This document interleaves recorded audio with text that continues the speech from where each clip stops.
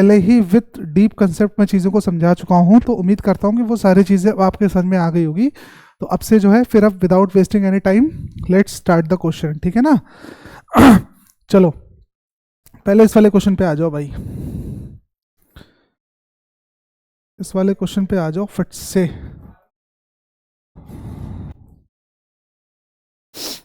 आ जाओ जरा। क्या बोल रहा है, विच of the following option is true true if the expression, इस एक्सप्रेशन को लिख लेता हूं भाई मैं, है ना।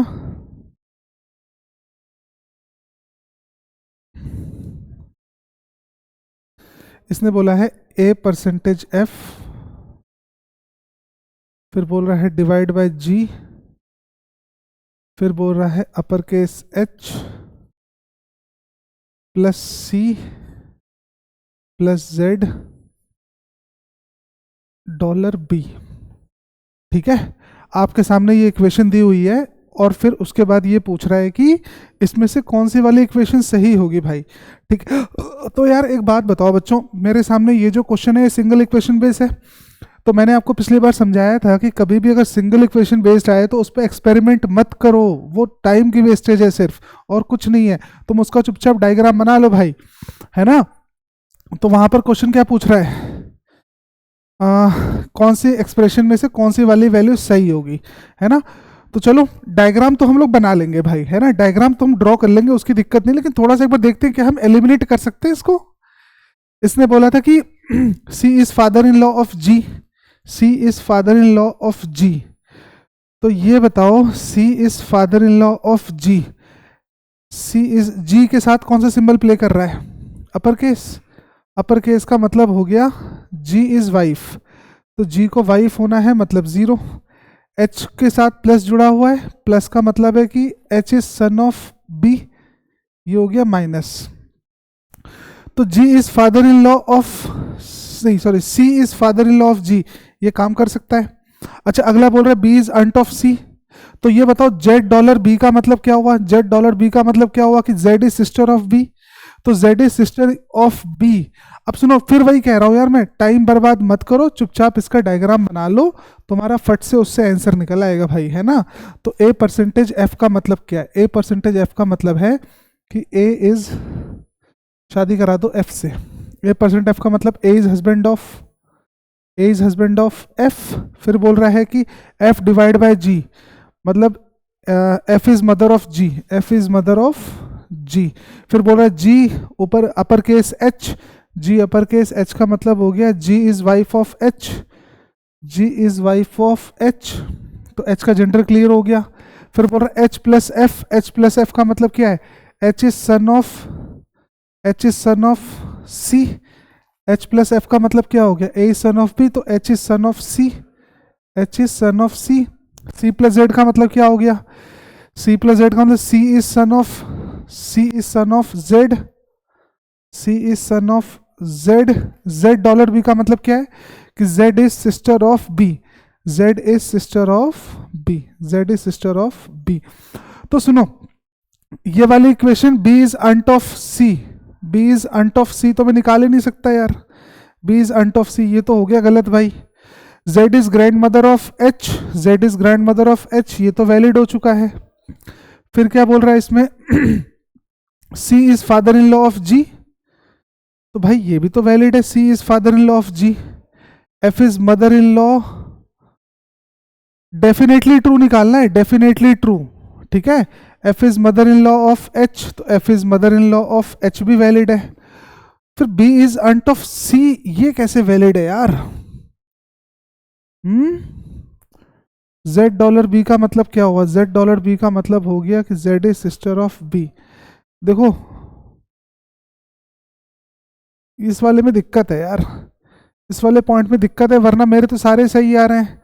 ऑल ऑफ द अबव को टिक मारना पड़ेगा, वो मुझे लग रहा है कि शायद कुछ मिसप्रिंटिंग हो गई है मेरे से, यहाँ से कुछ मिसप्रिंटिंग हो गई है इधर यार, है ना। चलो अगले क्वेश्चन पे आते हैं। अगला क्वेश्चन क्या बोल रहा है, अगला फिर से सिंगल इक्वेशन है, सिंगल इक्वेशन में फिर कह रहा हूं टाइम बर्बाद मत करना, चुपचाप उसका बैठ के डायग्राम बना लो, तुम्हारा निकल आएगा आंसर। यार देखो तरीके बहुत होते हैं भाई एग्जाम में, लेकिन हम कभी भी बहुत ज्यादा ट्रिक को अप्लाई नहीं कर सकते। एग्जाम में हमेशा बेसिक की जीत होती है, और मेंस के पेपर में बेसिक बहुत जरूरी चीज है भाई, ज्यादा इस पर ट्रिक मत लगाओ यार। फिर क्या बोल रहा है, X upper case Y, Y plus Z, Z upper case A, और फिर a प्लस बी, है ना। तो क्वेश्चन क्या पूछ रहा है, डेफिनेटली ट्रू बताना है मुझे, डेफिनेटली ट्रू। तो a प्लस बी का मतलब क्या हो गया, a is son of b। चलो देखते हैं आगे, इसको भी बनाना पड़ेगा मुझे इसको, फिर कह रहा हूं बना लो इसको, ठीक है। तो ये बताओ x अपर केस y का मतलब क्या हो गया, x अपर केस y का मतलब हो गया कि x is wife of y, X is wife of Y, तो वाई का जेंडर क्लियर है। वाई प्लस जेड का मतलब क्या है, Y is son of Z. Z upper case A का मतलब क्या है, जेड अपर केस ए का मतलब क्या है भाई, Z is wife of B, Z is wife of A हो जाएगा इस केस में, Z is wife of A हो जाएगा, तो ए का जेंडर क्लियर हो गया। और ए प्लस बी का मतलब क्या है, ए प्लस बी का मतलब है कि A is son of B, A is son of B, यहां पर बी बना लो, ए बी का सन है। तो पहला बोल रहा है B is grandmother of Y, gender तो डिसाइड नहीं है तो मैं इसको तो टिक ही नहीं कर सकता, ये तो गलत हो गया भाई। बी इज फादर ऑफ है, ये भी गलत हो चुका है। बी इज मदर ऑफ है, ये भी गलत हो चुका है। Y is grandchild of B, देखो यहां से ये सही बनेगा। और अगर मैं ट्रिक लगाने की कोशिश करूं इसमें, है ना, तो ट्रिक लगाने की कोशिश करूं तो देखो एक बात बताओ मुझे, ए प्लस बी लिखा हुआ है मेरे सामने, तो ए प्लस बी से मुझे क्या क्लियर होता है, मुझे ये क्लियर होता है कि A is son of B. तो जो ए है ना, ए किसका सन हो गया बेटा, ए हो गया बी का सन। तो मुझे अभी भी इसमें ना बी का जेंडर डिसाइड नहीं हो पा रहा है, जेंडर डिसाइड नहीं हो पा रहा है, तो उस चक्कर में ये तीनों ऑप्शन तो वैसे भी एलिमिनेट मार देने थे मुझे। लेकिन लास्ट वाले ऑप्शन को मैं ऐसे 100% टिक नहीं कर पाऊंगा, क्यों, क्योंकि यहां पर नन ऑफ दीज भी गिवन है मेरे सामने, तो उसको भी वेरीफाई करना पड़ता है, इस चक्कर में डायग्राम बनाना ही पड़ेगा यार, ठीक है ना। मैं फिर रिपीट कर रहा हूं भाई, शॉर्टकट में कट शॉर्ट योर लाइफ, तो बहुत ज्यादा शॉर्टकट के चक्कर में एक एक नंबर की फाइट होती है बच्चों, सब लोग जानते हो तुम लोग, तो एक नंबर भी गंवाना नहीं है यार इसमें। फिर क्या बोल रहा है, अब इस वाले क्वेश्चन को देख लो, इसमें क्या बोल रहा है। पहले इक्वेशन को ध्यान से देख लो, P equals to Q means, अब देखो अभी तक हमने जो क्वेश्चन पढ़ा था, अभी तक हम जो क्वेश्चन पढ़ रहे थे उसमें फर्स्ट पर्सन ही रिलेशन दे रखा था, फर्स्ट पर्सन का सेकंड पर्सन से रिलेशन दे रखा था, फर्स्ट पर्सन का सेकंड पर्सन से दे रखा था। लेकिन इस वाले क्वेश्चन में क्या है, इस वाले क्वेश्चन में देखो सेकंड पर्सन का रिलेशन दे दिया है फर्स्ट पर्सन से, और फिर अगले में फर्स्ट पर्सन का दे दिया है, फिर देखो अगले में सेकंड पर्सन का दे दिया है, सेकंड पर्सन का दे दिया, फर्स्ट पर्सन का दे दिया है, फिर इसमें देखो सेकंड पर्सन का फर्स्ट पर्सन से दे दिया है। तो ऐसी छेड़खानी तुम्हारे साथ एग्जाम में होंगी, तो तुम मुझे खुद बताओ यार, क्या तुम्हें लगता है कि इस क्वेश्चन पे ट्रिक एप्लीकेबल होगी? हाँ हो सकती है, हो सकती है, बट मैं फिर कह रहा हूं कि वो एप्लीकेबल नहीं होगी यार, क्योंकि एग्जाम में ऐसे नहीं कर पाऊंगा मैं इसको। चलो आ जाओ पहले ऑप्शन पे आओ, R cross S, R cross S का मतलब क्या है, आर क्रॉस एस का मतलब है कि R is daughter of S, R is daughter of S. फिर बोल रहा है S question mark T, S question mark T का मतलब क्या हो गया, Q is mother of P, तो T is mother of S, T is mother of S, T is mother of S. अब पहले क्वेश्चन पे आओ, पहला बोल रहा है R is granddaughter of T, तो पहला तो वैलिड हो चुका है। दूसरे पर आ जाओ जल्दी से, अब दूसरा क्या बोल रहा है, Q P equals to Q, P equals to Q का मतलब क्या हुआ, Q is father of P, यानी second person is father of, second person is father of the first person, ये मतलब हो गया इसका।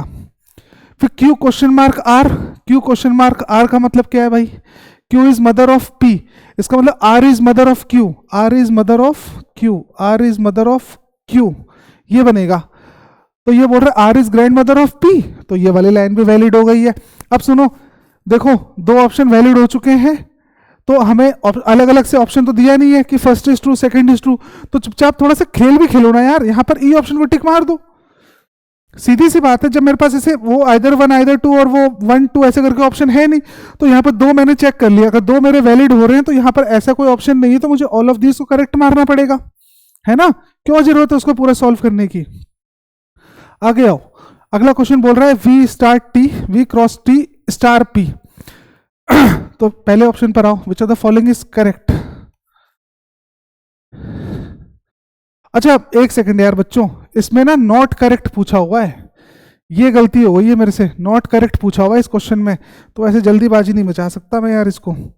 नॉट करेक्ट पूछा हुआ है तो सॉल्व ही करना पड़ेगा, नॉट करेक्ट पूछा हुआ है, ठीक है ना। तो तीसरे ऑप्शन पे आ जाओ जल्दी से। अब तीसरा ऑप्शन क्या बोल रहा है, M star O, M sorry L dollar M, L dollar M का मतलब क्या हो गया, L is brother of, L is brother of M. अब एम स्टार ओ का मतलब क्या होगा, P sister of O, P sister of M is sister of P sister of Q, तो M is sister of O, ठीक है ना। अब इसमें क्या बोला इसने, R is the, O is the sister of L. अब देखो ये दिक्कत है, O is the sister of L, O is the sister of L, ये वाला मेरा पॉइंट जो है ये गड़बड़ा रहा है, क्योंकि इस केस में ओ का जेंडर तो क्लियर चला ही नहीं है मुझे। तो डी वाले ऑप्शन पर आओ भाई, M star O, M star O का मतलब क्या हो गया, M is sister of O,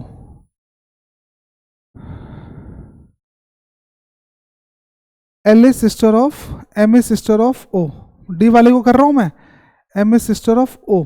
O eta P का मतलब क्या हुआ, ओ ईटा पी का मतलब Q is son of P, तो P is son of O, P is son of O, P is son of ओ, ऐसे बनेगा। अब P इक्वल्स टू क्यू का मतलब क्या हो गया, P इक्वल्स टू क्यू का मतलब क्या हो गया, Q is father of P, तो Q is father of P, इसका मतलब Q is father of P। Q father हो गए तो फिर O को फीमेल होना पड़ेगा। अब इसने क्या बोला था कि Q and O are husband और वाइफ, तो ये वाला वैलिड है बेटा, तो इस केस में मुझे इसको टिक मारना पड़ेगा, नॉट करेक्ट है, ऑल करेक्ट थोड़ी ना है, ये वाला इनकरेक्ट है, तो इसको टिक मारना पड़ेगा मुझे, ठीक है। अगले वाले क्वेश्चन में आओ, इससे पूछ रहा है करेक्ट, तो स्टार का मतलब क्या है, maternal uncle of V, star का मतलब क्या है, P sister of Q, V cross का मतलब क्या है, देखो सुनो ध्यान से, कौन सा करेक्ट ढूंढना है ना, वी क्रॉस टी का मतलब क्या हो गया, P is daughter of Q, यानी P is daughter of, V is daughter of T, T star P का मतलब T sister of, T sister of P, तो पी का जेंडर कहां क्लियर हुआ इसमें, तो पहला वाला तो एलिमिनेट हो रहा है ना, समझ में आ रहा है ना कैसे एलिमिनेट किया है, या बना के दिखाओ इसको, अगर तुम बना के दिखाओ तो देखो इसमें v क्रॉस टी का मतलब क्या है, v p is daughter of q, तो v is daughter of t, फिर बोले t cross p, t cross p का मतलब p is daughter of q, p is daughter of q, तो t is daughter of, v cross t का मतलब क्या है, p is daughter of q, तो v is daughter of t, t star sorry star, p sister of q, तो t is sister of क्यों, तो ये बताओ ना यहां से P सॉरी ये P है, ये P है भाई, ये P है, तो मुझे ये बताओ P is maternal uncle of V, ये कैसे क्लियर हुआ, अभी भी नहीं क्लियर हुआ, तो वैसे ही तो मैंने उसको डिलीट मारा था मैंने उसको, इसीलिए मैंने उसको डिलीट मारा था, क्योंकि देखो V क्रॉस T का मतलब क्या है, V is daughter of T, V daughter T यानी V का जेंडर क्लियर है, T का जेंडर क्लियर नहीं है, T स्टार P का मतलब T is sister of P, तो T का जेंडर क्लियर हो गया, सिस्टर P का जेंडर क्लियर नहीं हुआ, तो पहला ऑप्शन गलत हो चुका है। D is granddaughter of T, T question mark V का मतलब क्या है, T is mother of V, सुनते रहना ध्यान से, D is mother of, question mark का मतलब क्या है, Q इज द, अच्छा बैकवर्ड है वो, तो V is mother of D,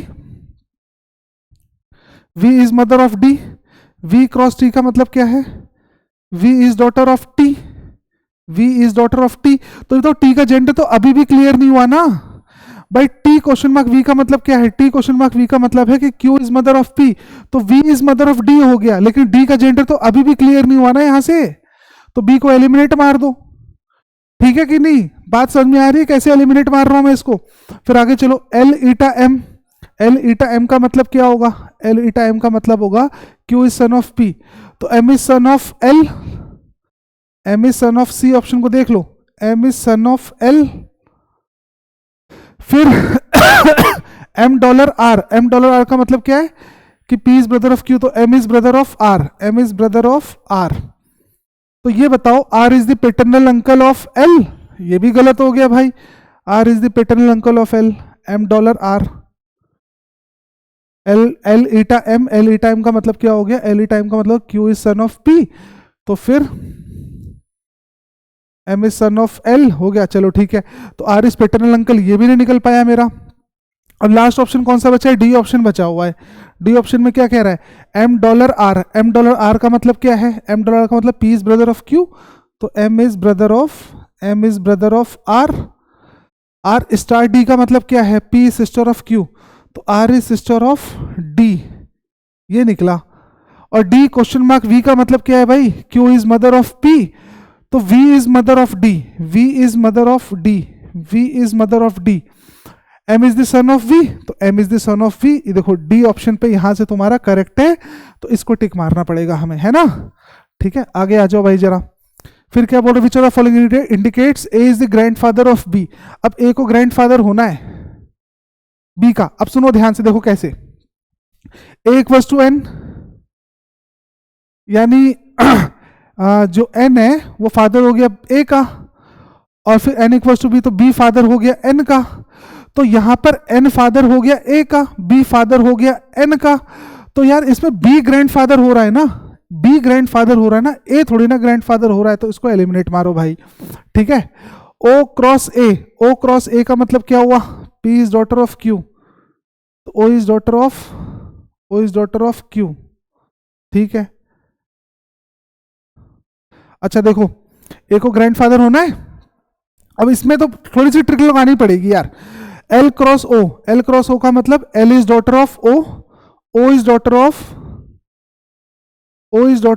A, L is daughter of O is daughter of A, L is daughter of O is daughter of A. तो A top पे चला गया, ए टॉप पे चला गया, तो ग्रैंडफादर कैसे डिसाइड करूं मैं, अभी भी तो इसका जेंडर क्लियर नहीं हुआ भाई। इस पर आ जाओ, A is the grandfather of B, तो बी क्रॉस एल मतलब P is daughter of Q, B is daughter of L, L is daughter of A, L is daughter of A। तो यानी A फिर से टॉप पे चला गया, तो ये वाला ऑप्शन भी एलिमिनेट हो गया भाई, है ना। इस पर आ जाओ, डी ऑप्शन बचा है, डी ऑप्शन को चेक कर लेंगे हम लोग चुपचाप, अब क्योंकि नन ऑफ दीज भी गिवन है मेरे पास, तो डी ऑप्शन को चेक कर लेंगे हम लोग। अब डी ऑप्शन क्या बोल रहा है, L star B, L star B का मतलब P सिस्टर ऑफ Q, तो L is sister of B। B equal to S का मतलब क्या हो गया, Q is the father of P, तो S is the father of B, S is the father of B। फिर S dollar Q का मतलब क्या है, यानी P is brother of Q, तो S is brother of Q। Q equals to A का मतलब क्या है, A is father of Q, तो A is father of Q, ये बनेगा। तो देखो यहां से तुम्हारा A इज ग्रैंडफादर होना था, तो A ग्रैंडफादर, डी ऑप्शन की तरफ हम आगे बढ़ जाएंगे भाई। ऑप्शन को एलिमिनेट भी कर सकते हैं हम लोग, है ना। आगे आ जाओ चलो, फिर क्या बोल रहा है इसमें 17 question, F is paternal uncle of G। अब F को पेटर्नल अंकल होना है, पेटर्नल अंकल का मतलब ये हुआ कि F को होना है मेल, और जनरेशन गैप होना चाहिए था +1, है ना, इसको भी देखना पड़ेगा। तो ये बताओ F डॉलर N का मतलब क्या हुआ, P is brother of Q, F is brother of N, G का पेटर्नल अंकल होना है ना उसको, तो चलो देख लेते हैं। क्रॉस का मतलब क्या है, डॉटर, यानी -1, है ना। अच्छा, फिर डॉलर का मतलब क्या है, डॉलर का मतलब है ब्रदर, 0, तो F इज पेटर्नल अंकल। अब आगे मत चले जाना, यहां की जरूरत नहीं है मुझे। तो देखो G जो है वो F से हो रहा है -1, G F से -1 हो रहा है, अगर G F से -1 होगा तो F +1 भी तो हो रहा होगा, तो इस केस में शायद ये ऑप्शन काम कर सकता है। लेकिन आगे भी देख लेते हैं इसमें, है ना, मुझे कहां से कहां तक जाना है, F से paternal uncle of G, F paternal uncle of G। तो डॉलर का मतलब क्या है, डॉलर का मतलब ब्रदर, 0, क्रॉस का मतलब क्या है, डॉटर, -1, तो L हो गया -1, यानी यहां F से लेके G तक मेरी वैल्यू आ रही है -1, तो ये तो -1 तो जस्टिफाई कर ही नहीं सकता यार, इसको हटाना पड़ेगा। G क्रॉस F से लेके G तक जाना है, क्रॉस का मतलब क्या है, क्रॉस का मतलब है डॉटर, -1, स्टार का मतलब क्या है, स्टार का मतलब है सिस्टर, 0, है ना। तो फिर जो है F G -1 में आ रहा है, इसका मतलब ये काम कर सकता है भाई, G -1 में आ रहा है तो F +1 में जा रहा होगा, ठीक है ना। तो ये भी काम कर रहा है, A भी काम कर रहा है मेरे सामने, D को देख लो। अब डी में क्या बोल रहा है, मुझे एफ से जाना है जी तक, तो डॉलर का मतलब क्या है, डॉलर का मतलब है ब्रदर, ये हो गया 0, और ईटा का मतलब क्या है, ईटा का मतलब है क्यू इज सन, तो क्यू इज सन का हो गया -1, तो एफ तो -1 में हो गया मेटरनल अंकल, एफ तो -1 में हो गया, F is brother of Q, -1 में हो गया, तो ये इक्वेशन भी इनवैलिड हो चुकी है। अब मेरा बची है फर्स्ट और थर्ड वाली इक्वेशन, तो जी क्रॉस एल का मतलब क्या है, जी क्रॉस एल का मतलब है, जी क्रॉस एल का मतलब है कि G is daughter of L, G is daughter of L, L dollar F का मतलब क्या है, P is brother of Q, तो L is brother of F, L is brother of F, F dollar N का मतलब क्या है, F dollar N का मतलब है कि F is brother of, F is brother of, बस हो गया क्वेश्चन सॉल्व। ये वाला ऑप्शन टिक कर दो चुपचाप, क्योंकि एफ को पेटर्नल अंकल बोला था, पेटर्नल अंकल किसका, जी का, तो एफ यहां पर चाचा हो गए जी के, ठीक है ना। तो ऑप्शन नंबर ए इसका वैलिड है। आगे आ जाओ, टी, अब फिर से देखो, फिर वही कह रहा हूं मैं, सिंगल इक्वेशन है, चुपचाप उठा के डायग्राम बना लो, है ना, लेकिन चलो हम कुछ सीखने के लिए बैठे हैं भाई यहाँ पर, तो देखते हैं क्या हो सकता है कुछ।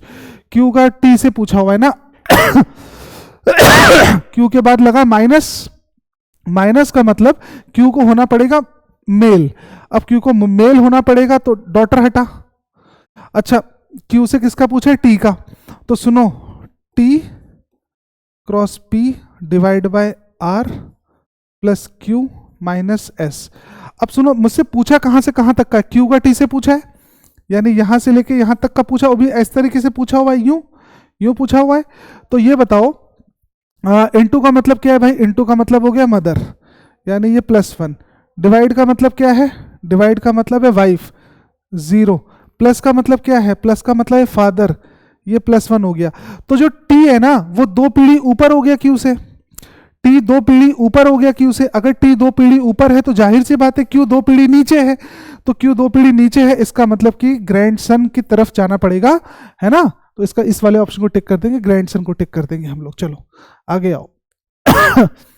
W is mother of H, अब सुनो, W को मदर होना है, W को होना पड़ेगा फीमेल, फीमेल के लिए कौन कौन से सिंबल है, क्रॉस का साइन आ रहा है, दूसरा डिवाइड आ जाए, बस, तो W, और फिर सुनो जनरेशन गैप कितना चाहिए मदर के लिए, +1, तो W के बाद या तो इंटू या तो डिवाइड, तो इसका मतलब पहला ऑप्शन तो गलत हो गया, दूसरा ऑप्शन काम कर रहा है, तीसरा ऑप्शन गलत हो, ये बी ऑप्शन गलत हो गया, और फिर डी ऑप्शन भी गलत हो गया।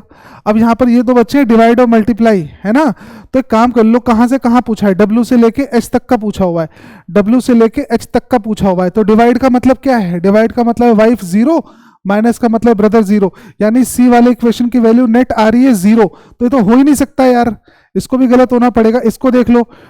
इंटू का मतलब क्या है, इंटू का मतलब मदर, बस, माइनस का मतलब क्या है, ब्रदर, लो यहां पर 0, तो इस इक्वेशन की वैल्यू आ रही है मेरे पास नेट +1, तो इसका मतलब इसको टिक करना पड़ेगा मुझे, और ध्यान रखना कहां से कहां तक जा रहा हूं मैं, तो W से लेके सिर्फ H तक जा रहा हूं, ज्यादा आगे जाने की जरूरत नहीं है, मैंने आपको पहले भी समझाया था कि कहां से कहां तक जाना है, ये जरूरी चीज है। आगे आ जाओ भाई जरा। हाउ इज एल रिलेटेड के if L is the only daughter of Z, तो फिर से एक काम करते हैं, इसको बना लेते हैं भाई, ज्यादा ट्रिक के चक्कर में नहीं पड़ेंगे, फालतू में क्वेश्चन में नंबर घुस जाएगा, क्या मतलब है हमारा, है ना उसका, ठीक है। अब इसने बोल रहा है $K, के एंड एच है, सॉरी, के एंड एच का मतलब क्या हो गया, के एंड एच का मतलब है R is child of H, यानी K is child of H, K is child of H, बना लो। H प्लस जेड का मतलब क्या है, H प्लस जेड का मतलब है कि R is daughter in law of B, तो H is daughter in law of, daughter in law of B, daughter in law of B, यो बनेगा कुछ, ठीक है।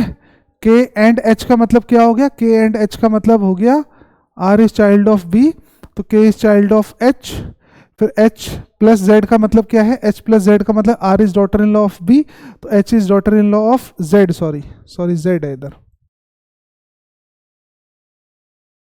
H is daughter in law of Z, फिर क्या बोल रहा है Z/N, Z/N का मतलब R is father in law of, यानी Z is father in law of N भी है भाई, तो Z जो है ना ये n का फादर इन लॉ भी है, z is father in law of n, ये भी है। फिर n माइनस m का मतलब क्या है? n माइनस m का मतलब है n is brother of m, n is brother of m, n is brother of m। फिर क्या बोल रहा है? m स्टार h, यानी m is married to h। अब एक काम कर लो, m is married to h है तो यहां पर m is married to h कर दो, m n का भाई था, इस तरीके से बना लो n को, m n का भाई था, कुछ गड़बड़ी कर दी क्या मैंने? n माइनस m, m की शादी h से हुई है, m star h, m n का भाई है। कुछ गड़बड़ी कर दी है यार, मामला कुछ गड़बड़ कर दिया मैंने। एक बार इसको फिर से बनाता हूँ यार, रुको मैं, कुछ गड़बड़ कर दिया भाई मैंने इधर, कुछ गड़बड़ हो गया छोटा सा यार मेरे से। k एंड h का मतलब क्या है? k एंड h का मतलब है कि k is child of h। h plus z का मतलब क्या है? h प्लस z का मतलब है r is daughter in law of b, तो h is daughter in law of z, h is daughter in law of z, यूं बनेगा, है ना।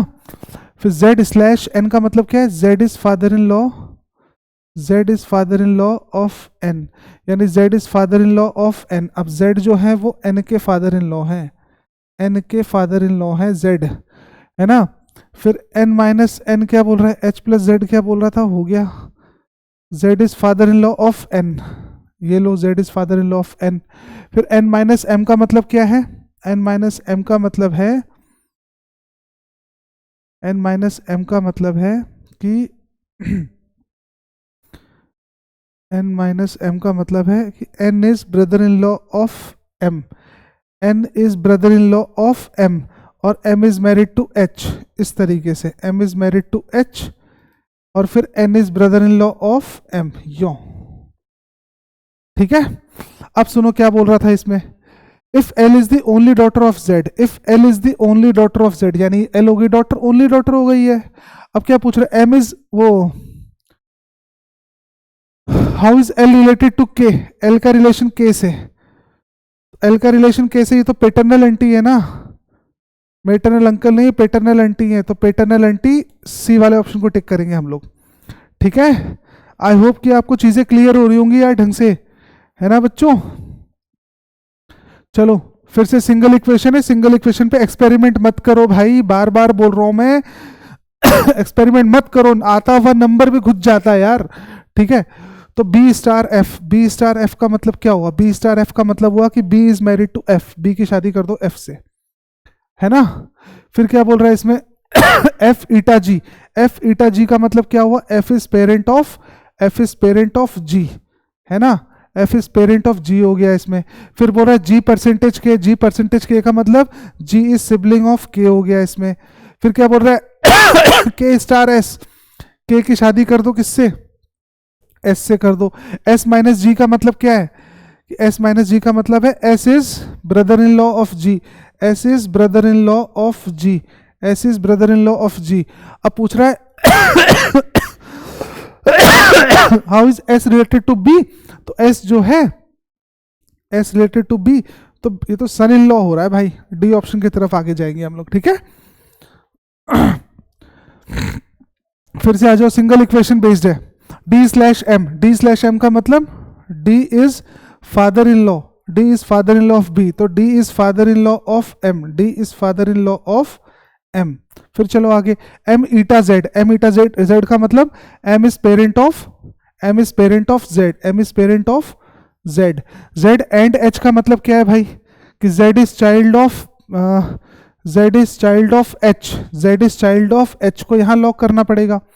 एच प्लस पी का मतलब क्या है? एच प्लस पी का मतलब है H is daughter in law, H is daughter in law of P, तो H is daughter in law of P, H is daughter in law of P. फिर चलो, पी ईटा एस का मतलब क्या है? पी ईटा एस का मतलब है कि P is parent of, P is parent of R is parent of B, तो P is parent of S, P is parent of S, यूं बनेगा तुम्हारा डायग्राम। तो एच रिलेटेड टू एस बोल रहे हैं, तो सिस्टर इन लॉ पे टिक मार दो भाई, चुपचाप इसको हटाओ। ठीक है, आगे आओ जरा, फिर से आओ 23rd पर। के परसेंटेज जी, के परसेंटेज जी का मतलब क्या हुआ? के परसेंटेज जी का मतलब हुआ कि K is sibling of, K is sibling of G. G and J का मतलब क्या हुआ? जी एंड जे का मतलब हो गया कि जी इज चाइल्ड ऑफ जे हो गया। जे स्टार आर का मतलब क्या हो गया कि जे इज मैरिड टू आर कर दो यहां पर। आर स्लैश का मतलब क्या हुआ? R is father in law of G. R is father in law, R is father in law of E. R is father in law of E. ये जो आर है ना, ये आर जो है ये फादर इन लॉ है, ई का फादर इन लॉ है ये। फिर क्या बोल रहा है? ई ईटा टी, ई ईटा टी का मतलब क्या हुआ? E is parent of E star G. E star G का मतलब क्या हो गया? ई स्टार जी का मतलब R is, E is married to G. E की शादी कर दो जी से, ई की शादी कर दी जी से। फिर जी ईटा टी, जी ईटा टी का मतलब क्या है कि G is parent of T. G is parent of T. चलो, how is J related to T? तो जे रिलेटेड टू टी क्या है भैया? ग्रैंड मदर की तरफ आगे चले जाओ, है ना? ठीक है, शानदार क्वेश्चन हैं पूरे के पूरे। इस क्वेश्चन का एक बार स्क्रीनशॉट ले लो भाई मेरे, ठीक है? उसके बाद फिर इसको मैं डिस्कस करता हूं तुम्हारे साथ। बहुत शानदार क्वेश्चन है ये, है ना? चलो स्टार्ट करते हैं इसको। इसने बोला था कि बहुत बारीकी से चीजों को समझना है यार। इसने बोला एच के पास 350 चॉकलेट्स हैं। तो एच के पास कितने चॉकलेट्स हैं? 350 चॉकलेट्स हैं। अब 350 चॉकलेट में से ही टेक्स 10 चॉकलेट्स। अब एच ने कितने चॉकलेट ले लिए?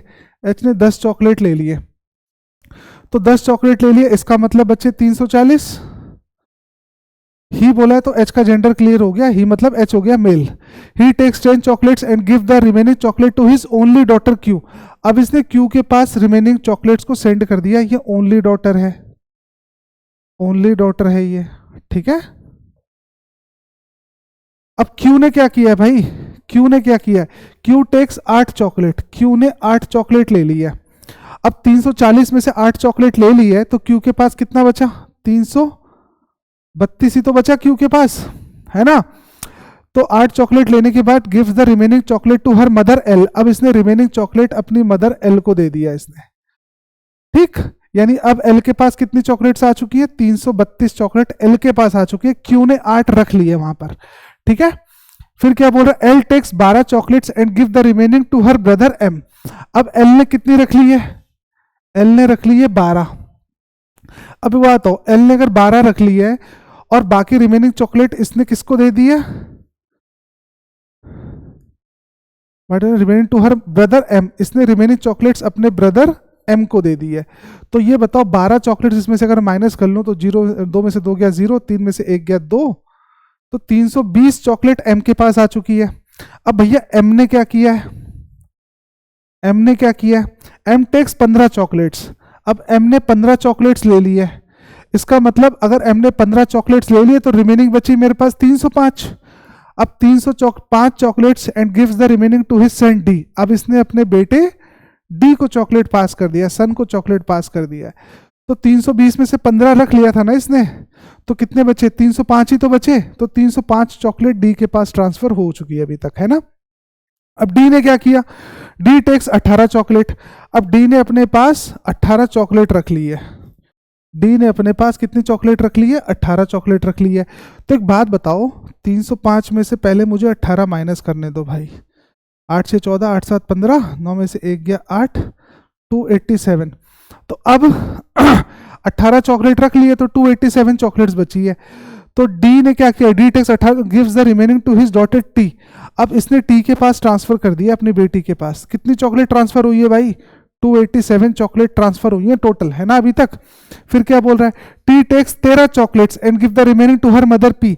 अब टी ने कितनी चॉकलेट्स रख ली हैं? 13 चॉकलेट्स रख ली हैं। तो ये बताओ अगर टी ने 13 चॉकलेट्स रख ली तो कितनी बची? 274 ही तो बची। तो टी ने 13 चॉकलेट रख ली और बची हुई चॉकलेट किसको ट्रांसफर कर दी? हर मदर पी। इसने अपनी मां को ट्रांसफर कर दी है, पी को, ठीक है कि नहीं? अच्छा, अब पी के पास कितनी चॉकलेट्स आ चुकी हैं? 274 चॉकलेट्स आ चुकी हैं। अब पी ने क्या किया है भाई? पी के पास आ चुकी थी 13। अब पी ने क्या किया है? P takes 7 chocolate. अब इसमें से पी जो है वो 7 चॉकलेट रख लेती है सिर्फ, और बाकी बची हुई चॉकलेट ट्रांसफर कर देती है only sister in law, only sister in law B.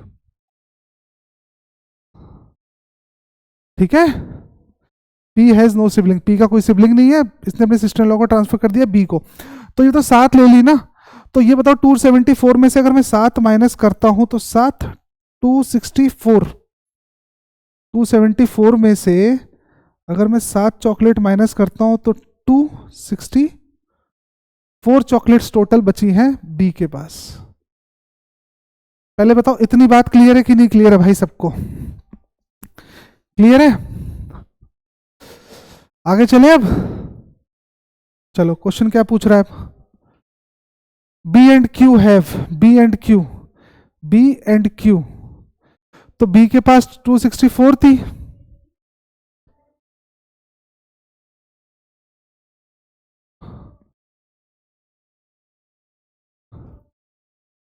B के पास 264 थी और क्यू के पास 8 थी, तो 264 और 8 कितना हो गया भाई?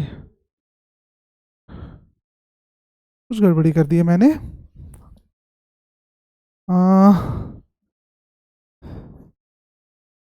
बी के पास कितनी चॉकलेट बचेगी?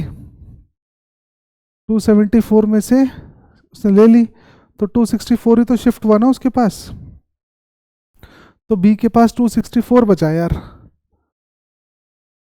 264, तो 264 और क्यू तो 272 बन रहा है। एक बार फिर से देख लेना मुझे क्या गड़बड़ी हुई है। P take 7 chocolates and give the remaining to her only sister in law B. 274 बची थी, 287 आया था, 315 में से 8 से 14, 8 7, 8 से 8 7 15, 7 9 में से 8, 287 में से 13 ले लिया, 274, 274 पी के पास चली गई, तो पी ने अगर 274 में से 7 चॉकलेट रख ली है तो बी के पास कितनी आ गई भाई? 264 ही तो आई है यार, क्या गड़बड़ी कर रहा हूँ मैं? क्या गड़बड़ी कर दी भाई मैंने?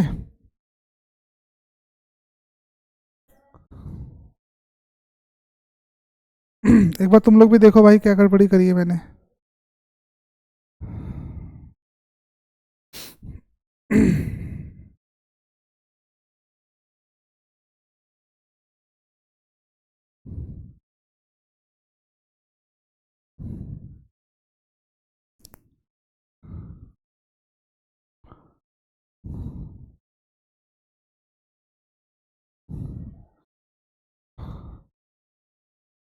यहीं से गड़बड़ी करना शुरू कर दिए क्या? एच के पास 10 थी, क्यू के पास 8 आ गई, एल के पास 12 आ गई, एम के पास 15 आ गई, डी के पास 18 आ गई, टी के पास 13 आ गई, पी के पास 7 आ गई थी, पी के पास 7 आ गई थी, तो पी के पास जब 7 आ गई थी, पी के पास 7 आ गई थी ना, बी के पास 264 कैसे बचा भाई? पी के पास तो 7 आ गई थी ना, पी के पास तो 7 आ गई थी ना, ठीक है। कुछ कैलकुलेशन में गड़बड़ी हुई है मेरे से, कुछ कैलकुलेशन में गड़बड़ हो गई है मेरे से। एक बार रुको, इसको दोबारा करके देख लेता हूँ मैं यार, एक बार तुम लोग भी चेक करो भाई क्या गड़बड़ हुई है मामला यहाँ पर, उसको दोबारा देख लेता हूँ, रुको मैं एक बार, ठीक है। क्या गड़बड़ हो गया है? इसने बोला है कि एच के पास कुछ चॉकलेट्स थे, एच के पास 350 चॉकलेट थे, तो एच ने क्या किया? एच ने 15 चॉकलेट रख ली है, ही टेक्स 10 चॉकलेट्स, एच ने 10 चॉकलेट्स रख ली है, gives the remaining chocolate to his only daughter Q. अब उसने 340 चॉकलेट्स जो हैं अपनी बेटी के पास ट्रांसफर कर दिया है, ये ओनली बेटी है, ये ओनली बेटी है, ठीक है। अब क्यू ने क्या किया है भाई, क्यू टेक्स 8 चॉकलेट। अब क्यू ने यहाँ पर 8 चॉकलेट ले ली है, क्यू ने 8 चॉकलेट ले ली है, तो 8 इसमें से अगर माइनस करूँ मैं तो कितना रिमेनिंग बचा क्यू के पास, क्यू ने 8 ले ली है, तो इसका मतलब यहाँ पर बचना चाहिए था 332। 8 जोड़ूंगा तभी तो 340 बनेगा, तो 332 Q take 8 chocolate gives the remaining to her mother L. अब इसने अपनी मदर एल को दे दिया है, यानी एल के पास अभी आ चुकी है 332 चॉकलेट्स। पहले बताओ यहां तक क्लियर है कि नहीं क्लियर है भाई। 10 चॉकलेट एच ने रख लिया था तो 340 चॉकलेट बची, वो क्यू के पास आ गई। क्यू ने 8 चॉकलेट रख ली, तो 8 340 में से 8 माइनस करोगे 332 एल के पास चली गई है। एल ने 12 चॉकलेट रख ली है, यही गड़बड़ी हुई है मुझे लग रहा है। एल ने 12 चॉकलेट रख ली है, एल ने 12 चॉकलेट्स रख ली है। अब एल ने अगर 12 चॉकलेट रख ली है तो इसका मतलब कितनी रिमेनिंग बची भाई, 0, 3 में से 1 गया 2, और 320 चॉकलेट्स, 320 चॉकलेट शिफ्ट हुई हैं। एल ने 12 चॉकलेट रख ली, अपने ब्रदर को दे दिया एम को, अपने ब्रदर को दे दिया उसने 3 चॉकलेट, 320 चॉकलेट इसके पास आ गई है। अब एम ने क्या किया है, एम ने रख लिया है 15 चॉकलेट्स, एम ने रख ली है 15 चॉकलेट्स। अब 320 0, 3 में से 1 गया 2, 320, सही चल रहा है मामला। M takes 15 chocolates give the remaining to his son D. अब एम ने 15 रख ली है, 15 रख ली है, तो इसका मतलब अपने सन को दे दिया उसने डी को, तो डी के पास कितनी चॉकलेट ट्रांसफर हो गई, 15 रख लिया उसने, तो 305 ही तो ट्रांसफर हुई, 305 रख लिया। D takes 18 chocolates. अब डी ने 18 चॉकलेट ले लिया है, डी ने 18 चॉकलेट ले लिया, डी ने 18 चॉकलेट ले लिया। तो एक काम कर लो ना, 305 में से 18 को माइनस कर लो, 8 से 14, 8 7 15, 7, 9 में से 1 गया 8, 287। तो अभी डी के पास बचा है 287। अब 287 चॉकलेट्स का किया क्या उसने, D takes 18 chocolates give the remaining to his daughter T. अब इसने अपनी बेटी टी को ट्रांसफर कर दिया, यानी 287 चॉकलेट्स जो हैं वो टी के पास ट्रांसफर हो चुकी हैं भाई। अब टी ने क्या किया है, डी ने 18, टी टेक्स 13 चॉकलेट्स। टी ने कितने चॉकलेट्स ले लिए हैं, T takes 13 chocolates and give the remaining. 13 chocolates T ने ले लिए हैं।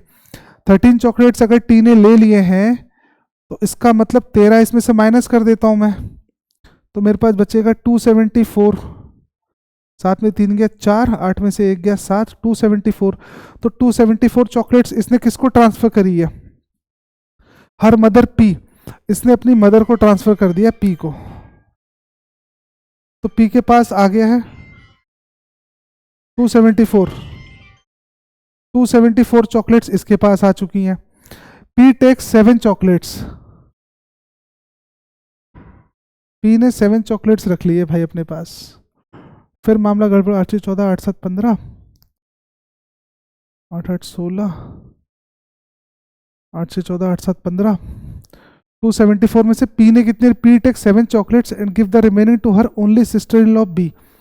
अब 7 चॉकलेट रख लिया है इसने अपने रिमेनिंग। क्या गलती कर रहा हूँ भाई मैं बार बार यार, मेरे को समझ में नहीं आ रहा है भाई। हाँ क्या गलती कर दी है मैंने फिर से। तो 7 चॉकलेट रख लिया है ना वो, तो 7 चॉकलेट का मतलब इसके पास 264 आ गया, फिर से 264 आ गया। 9 में से 1 गया 8, 264 आ गया फिर से इसके पास यार, तो वही बात हो गई फिर।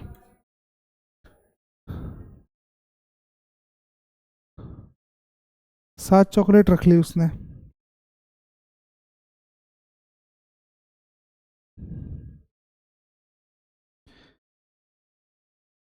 पी के पास 13, डी के पास 18, पी ने 7 चॉकलेट रख ली है।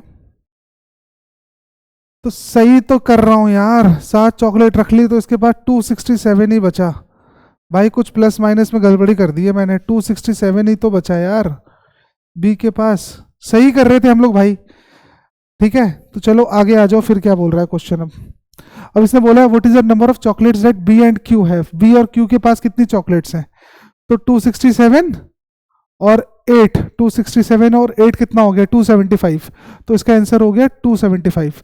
How is B related to Q, B का रिलेशन क्यू से, तो कजन बोल देते हैं, चलो कजन है ऑप्शन।